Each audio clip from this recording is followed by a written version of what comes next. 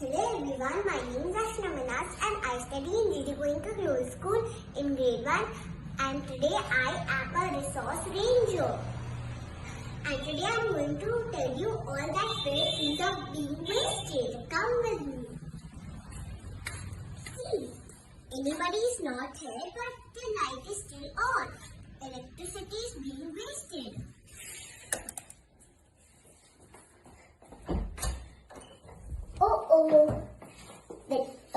Nobody's using this water, but the tap is still on.